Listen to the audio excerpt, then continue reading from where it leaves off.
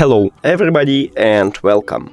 In this video I will show you all charging methods for your headphones HAYLOU GT7. And the first one is to use USB-C-A with adapter. So just connect it to USB-C port on your headphones, and right here we can see a LED light, so it means that it's charging. And the second one is to use your phone. All you need to have is just USB-C to USB-C cable. If your phone doesn't support USB-C, maybe you should have Lightning to USB-C or even micro USB to USB-C. So just connect USB-C to your phone and the second one to your headphones. And we can also see a LED light, so it means that it's charging. That's it. Thank you for watching this video. If you found it helpful, please consider subscribing to the channel and leave the like on the video. It's really important to us. See you later!